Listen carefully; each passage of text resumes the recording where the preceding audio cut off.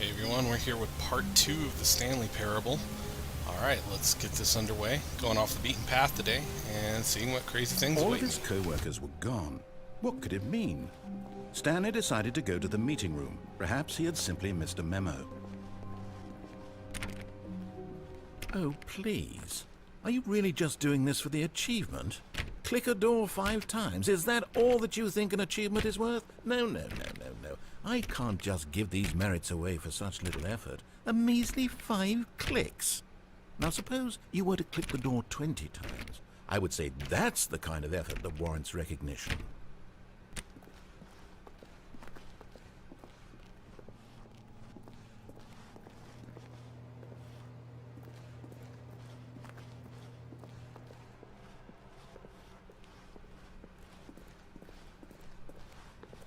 When Stanley came to a set of 2 open doors, this was not the correct way to the meeting room, and Stanley knew it perfectly well.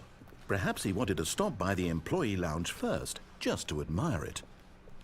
Oh yeah, today we're going to watch the world burn. Yes, truly a room worth admiring. But eager to get back to business, Stanley took the first open door on his left. Nope.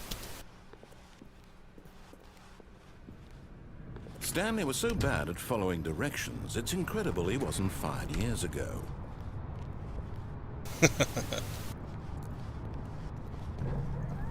Look, Stanley, I think perhaps we've gotten off on the wrong foot here. I'm not your enemy, really, I'm not. I realize that investing your trust in someone else can be difficult, but the fact is that the story has been about nothing but you all this time. There's someone you've been neglecting, Stanley.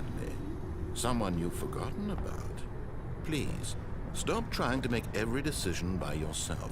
Now, I'm not asking for me, I'm asking for her.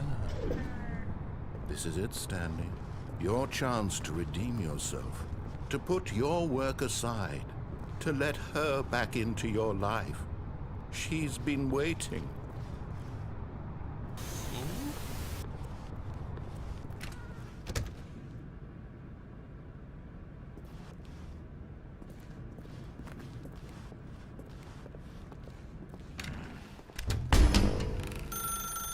That's her, Stanley.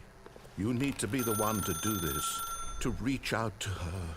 If you can truly place your faith in another, then pick up the phone. What the fuck?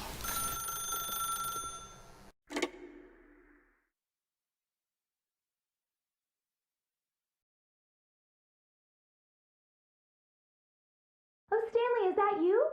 Hold on, sweetie. Sorry to keep you waiting. I'm just pulling the bread out of the oven. All right. Okay, there we go. All right, now, I want you to come in and tell me all about your day. Gotcha! Oh, come on. Did you actually think you had a loving wife who'd want to commit their life to you?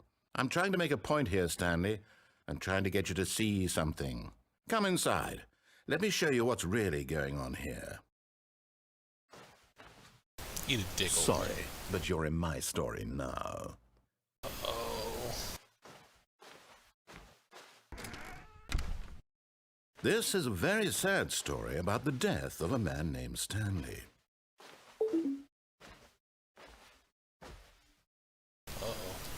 Stanley is quite a boring fellow.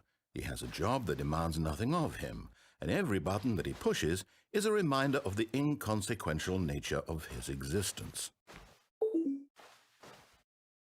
Look at him there, pushing buttons, doing exactly what he's told to do.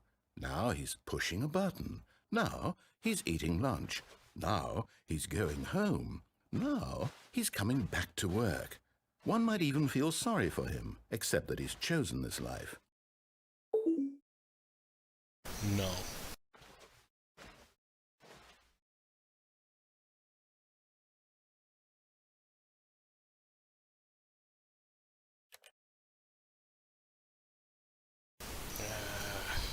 But in his mind, he can go on fantastic adventures. From behind his desk, Stanley dreamed of wild expeditions into the unknown, fantastic discoveries of new lands. It was wonderful, and each day that he returned to work was a reminder that none of it would ever happen to him. And so he began to fantasize about his own job. Fuck you. First, he imagined that one day while at work, he stepped up from his desk to realize that all of his co-workers, his boss, everyone in the building had suddenly vanished off the face of the earth. The thought excited him terribly. So he went further. He imagined that he came to 2 open doors and that he could go through either. At last, choice. It barely even mattered what lay behind each door. The mere thought that his decisions would mean something was almost too wonderful to behold. As he wandered through this fantasy world, he began to fill it with many possible paths and destinations. Down one path lay an enormous round room with monitors and mind controls. And down another was a yellow line that weaved in many directions. And down another was a game with a baby. And he called it the Stanley Parable. It was such a wonderful fantasy, and so in his head he relived it again, and then again, and again, over and over, wishing beyond hope that it would never end, that he might always feel this free. Surely there's an answer down some new path, mustn't there be? Perhaps if he played just one more time. But there is no answer. How could there possibly be? In reality, all he's doing is pushing the same buttons he always has. Nothing has changed. The longer he spends here, the more invested he gets, the more he forgets which life is the real one. And I'm trying to tell him this, that in this world he can never be anything but an observer, that as long as he remains here, he's slowly killing himself. But he won't listen to me. He won't stop. Here, watch this. Stanley, the next time the screen asks you to push a button, do not do it. You see? Can he just not hear me? How can I tell him in a way that he'll understand that every second he remains here, he's electing to kill himself? How can I get him to see what I see? How can I make him look at himself? I suppose I can't, not in the way I want him to.